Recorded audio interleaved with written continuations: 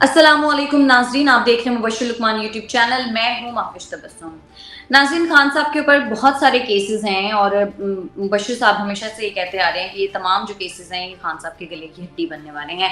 तो लेकिन मुबश्शिर साहब, जो टैरियन वाइट वाला केस है वो बहुत तेजी से आगे बढ़ रहा है। जो शहरी है साजिद महमूद, उन्होंने कुछ और सबूत भी अदालत में पेश किए, लेकिन खान साहब ने अभी तक कोई जवाब नहीं दिया।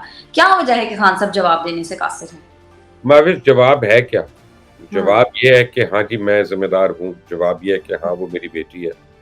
जवाब हम्म। ये है कि हाँ, अमेरिका की एक अदालत में मुझे सज़ा हो गई है। जवाब ये है कि हाँ, मैंने डीएनए के लिए वहाँ पे नहीं किया था। ठीक है ना? इधर क्या जवाब है? इधर इधर बात ये है कि और अगर ये जवाब नहीं देंगे, तो हम्म। हाई कोर्ट है, इस्लामाबाद हाई कोर्ट है। बहुत बड़ी अदालत होती है ये, बहुत बड़ी अदालत होती है। तमाम हम्म। हमारे इदारे इसके ताबे हैं हाई कोर्ट के। हम्म। अफराद भी इसके ताबे हैं। तो हाई कोर्ट ने अगर एक तरफ़ा फैसला कर लिया, तो फिर ना सिर्फ वो इमरान खान की बेटी डिक्लेयर हो जाएगी, बल्कि इमरान खान 62 और 63 के तहत डिस्क्वालीफाई होंगे हमेशा के लिए। अब फिर अच्छा। सादिक और अमीन नहीं रहेंगे। अब ये पूरी दुनिया में उनका एक तमस्खर उड़ेगा और जो उनका एक हवा बना हुआ है कि जनाब ईमानदार आदमी है, तो वो पता चलेगा कि अपनी ज़िम्मेदारियों से किस तरह भागे और ईमानदारी की क्या बात करनी। तो ये केस उनके गले में पड़ने जा रहा है। ये कोई आसान ओपन एंड शट केस नहीं है। हुँ। ये अपना उनके लिए, उनके खिलाफ यानी it is an open case और ये कोई इसको जवाब ना देने से मसले हल नहीं होंगे। तो अगर खान साहब कह देते हैं कि हाँ, वो उनकी बेटी है, तो इससे मसले हल हो सकते हैं? नहीं, अब नहीं, अब क्योंकि पहले उन्होंने उसको अपने एफिडेविट में नहीं दिया हुआ, इलेक्शन के गोशवारे उसमें नहीं जमा कराया हुआ, तो वो जो है उनको कोई निकाहनामे का सबूत देना पड़ेगा, वो भी उन्होंने नहीं कराया हुआ। तो हाँ। वो कंसीलिंग ऑफ फैक्ट्स में आ जाएगा ना वो, तो वो मज़ीद प्रॉब्लम है, वो भी 62 और 63 के ज़ुमरे में आएगा। तो हुँ। ये मैंने आपको कहा गले की हड्डी जो है ना, ये बनने वाली है ये। सर, अभी मामलात जो हैं वो इलेक्शन कमीशन तक गए नहीं है, लेकिन चौधरी परवेज़ इलाही का बयान सामने आया है। वो ये कहते हैं कि चीफ इलेक्शन कमिश्नर का लगाया हुआ निगरान वज़ीर आला हम तस्लीम नहीं करेंगे। तो अब आपको क्या लगता है आगे क्या होगा? चौधरी परवेज़ इलाही की क्या हैसियत है यार? अपना चौधरी परवेज़ इलाही जो है हमेशा लोगों के कंधों पे सवार रहा है ना, सारी उम्र उसने सियासत ही इस तरह की है। तो हुँ। चौधरी परवेज़ इलाही जो है, वो भूल गया कि आइन क्या कहता है। आइन बड़ा क्लियर है इसमें कि इलेक्शन कमीशन जब किसी को फिर नॉमिनेट करता है, तो उसके ऊपर वो अदालत में भी चैलेंज नहीं हो सकता। हुँ। तो कर लें, अपना शौक पूरा कर लें। पहले असेंबली वाइंड अप क्यों की थी अगर पहले फैसले नहीं किए थे? पहले फिर फैसले कर लेते इतने दिनों में जो आपस में मीटिंग्स पे मीटिंग्स और मीटिंग्स और मीटिंग्स करते रहे थे। हुँ। पहले पैसे जमा कर रहे थे, अब पैसे हुँ। ठिकाने लगाने हैं, तो उनको डर है कि कोई खिलाफ वज़ीर आला आ गया, वो इंक्वायरियाँ शुरू कर देगा, तो भाई साहब तो अंदर चले जाएँगे। तो करने दें इनको ये बातें। सर, उन्होंने आज एक और भी बात की है। उन्होंने कायदे-आज़म के बाद खान साहब को सबसे बड़ा लीडर करार दिया है। अब वो ठीक है, उनकी मेहरबानी है कि उन्होंने अपने बेटे को जो है मोहम्मद बिन कासिम के बाद सबसे बड़ा जर्नैल नहीं डिक्लेयर कर दिया। वो कुछ भी कह सकते हैं, सियासतदान है। सर, कौमी असम्बली की जो 33 नशिस्तें हैं, उनके ऊपर जब ज़िमनी इलेक्शन होगा तो 3 अरब 30 करोड़ रुपए का खर्चा आएगा और वो ज़ाहिर है अवाम के टैक्स के पैसों से जाएगा। उनका कोई फ़ायदा भी नहीं होना अवाम को, तो इन पैसों का हिसाब कौन देगा? इनका हिसाब इमरान खान से होना चाहिए ना, और किससे होना चाहिए? बड़ी हुँ। सिंपल सी बात है ना कि अगर वो कहते हैं जी 35 हलकों में मैंने अकेले ने इलेक्शन लड़ना है, तो बेसिकली तो इलेक्शन का मज़ाक है ना। मैं कहता हूँ हुँ। 35 के 35 जीत जाएँगे, तो हुँ। रिटेन तो एक करनी पड़ेगी ना आइन के तौर पे। तो 34 में दोबारा इलेक्शन होगा।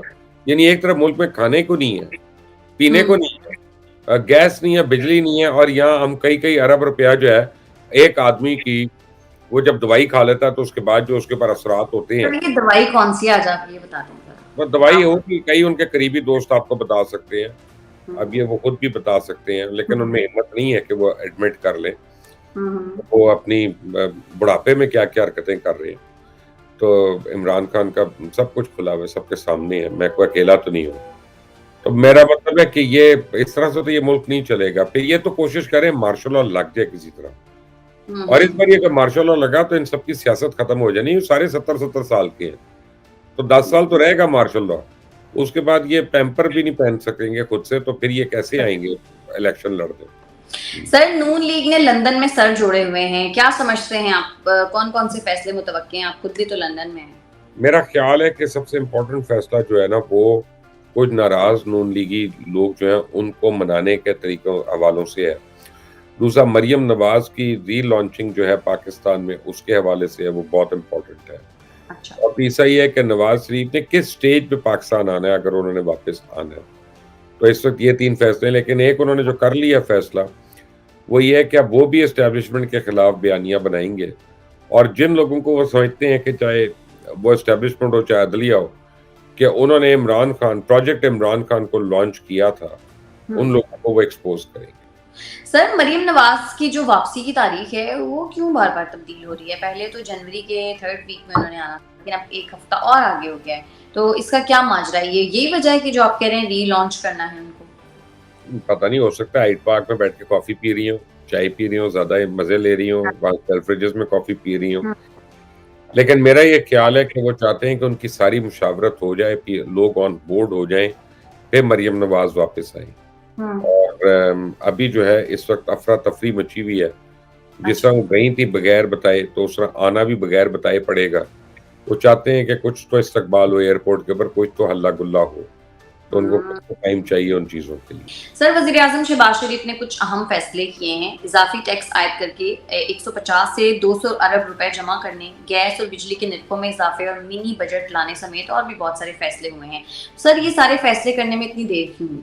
ये बहुत देर की है, हुँ। ये बहुत पहले होने चाहिए थे, जब मिफ्ता इस्माइल कह रहे थे तब होने चाहिए थे, और हुँ। इसकी वजह से पाकिस्तान को बड़ा नुकसान हुआ है, इनको बरवक़्त ना करने का। लेकिन चलें, हुँ। देर आए दुरुस्त आए, महँगाई तो होगी, तूफ़ान आएगा, लेकिन ये भी हमें समझ लेना चाहिए कि जो मर्ज़ी हुकूमत हो, उसको ये फैसले करने पड़ने थे।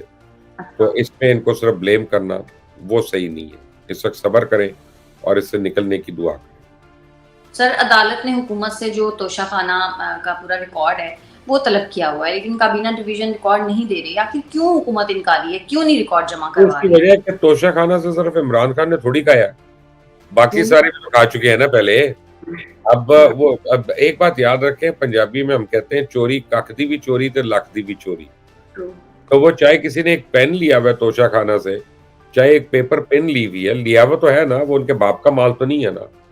तो अपने नाम कैसे दे दें कि हमने ये खाया हुआ है, कि या वो अब यूसुफ रज़ा गिलानी ने तो हार ले लिए थे ये वो सोने के और हीरों के हार ले लिए थे वहाँ से, और हुँ। कोई और लोग थे उन्होंने गाड़ियाँ भी ली थी वहाँ से। तो ब ठीक है, सबका हिसाब होना चाहिए, सबको सज़ा होनी चाहिए। जिसने तोशाखाना से खा के इस मुल्क को नुकसान पहुँचाया, क्यों बचे? चाहे वो मेरा बाप हो, चाहे भाई हो, चाहे जो मर्ज़ी हो। सर, न्यूज़ीलैंड की जो वज़ीर-ए-आज़म हैं जसिंडा आर्डन, उन्होंने ज़ाहिर है उनके ऊपर बड़ी तनकीद हो रही थी मुल्की सतह पर, तो उन्होंने अपना ओहदा छोड़ने का ऐलान कर दिया। हमारे सियासतदान कब ये चीज़ें सीखेंगे? आपके सियासतदान और चीज़ें सीखेंगे, मसलन आपके फ़ेवरेट शेख रशीद जो है इस वक़्त वो मैनचेस्टर में बैठे हुए हैं, और अच्छा। वो एक घूम और रहे हैं। उनका पार्टी के बंदे हैं, वो उनकी तीमारदारी भी कर रहे हैं, उनकी क्या करें, मेहमानदारी भी कर रहे हैं, और शेख हुँ। रशीद जो है उनके घर खाने भी खा रहे हैं, और कबाब भी खा रहे हैं, उनसे फ़रमाइशें भी कर रहे हैं, वो कोहिबा सिगार्स भी लेके आ रहे हैं उनके लिए। और तो हमारे तो सियासतदान यही हैं। जब फ़ारिग होंगे हुँ। यहाँ से, तो एकदम से उनके पेट में मुल्क का मरोड़ उठेगा, और वो एक ट्वीट करना शुरू कर देंगे, और आप में से सवाल करेंगे। ये हमारे सियासतदानों का हाल है। सर, जो न्यूज़ीलैंड की वज़ीर-ए-आज़म है, मैं चाहती हूँ कि उनके बारे में भी कुछ आप कहें, क्योंकि न्यूज़ीलैंड उन्होंने की माफ़ी वज़ीर-ए-आज़म याद है माज़ी में भी जब एक बहुत इंसिडेंट ही हुआ था। बहुत ही स्ट्रॉन्ग औरत है, बहुत ही बाकिरदार औरत है। मुझे तो बहुत और पसंद है। उसने जिस तरह से दहशतगर्दी के ऊपर मुसलमानों के लिए सपोर्ट किया था, स्टैंड किया था, मैं तो उनको सिर्फ़ एडमायर कर सकता हूँ। ऐसा ही मैं है। उनको सिर्फ़ देखकर ये हसद कर सकता हूँ कि काश ऐसे लोग पाकिस्तान में भी हों। और हुँ। उन्होंने 1 मिनट में, जब मुझे याद है एक टीवी डिबेट पे 1 मिनट में अपनी अचीवमेंट्स गिनवाई थी, तो मैं परेशान हो गया था। उस 1 मिनट में कुछ 200 अचीवमेंट्स उन्होंने गिनवाई थी, बड़ी स्पीड में। हुँ। वो एक किस्म का वो जो आप क्या कहते हैं, कॉम्पिटिशन नहीं होता आइस बकेट वगैरह, ये वो स्टेज पे कॉम्पिटिशन में। हुँ। तो मैं तो उनका बड़ा एडमायरर हूँ, उनका बड़ा फ़ैन हूँ, और मुझे तो पाकिस्तान में कोई सियासतदान नहीं नज़र आता जो उनके करीब-करीब भी हो कहीं। बिल्कुल ऐसा ही है, बिल्कुल ऐसा। सर, पीटीआई के मज़ीद 30 अरकान के इस्तीफ़े जो हैं, वो मंज़ूर करने के लिए होमवर्क मुकम्मल हो गया है। मुबारक हो, अभी तो और भी आ रहे हैं, अभी तो और भी आएँगे। पहले इतनी नारे मार रहे थे ना, अब इन 30 में वो भी शामिल हैं जिन्होंने पार्लियामेंट लॉजी से भी कब्ज़ा किया। अच्छा। तो वो तो ज़रा खाली हो ना, और जिन्होंने गाड़ियाँ ली हुई हैं, वो तो ज़रा वापस हो। जो पेट्रोल ले रहे हैं, जो मुराद ले रहे हैं, वो तो खत्म होना हुँ। ही नहीं। इनको आटे दाल का भाव पता चले सियासत होती क्या है। चलें देखते हैं। ठीक है मुबश्शिर साहब, बहुत शुक्रिया। नाज़रीन, आज के प्रोग्राम से इतना ही। अगर आपको हमारी वीडियो पसंद आती है तो चैनल को कर दें लाइक, सब्सक्राइब और शेयर, और अपनी कीमती राय से हमें ज़रूर आगाह कीजिएगा। हमें इजाज़त दें। अल्लाह ने के बाद।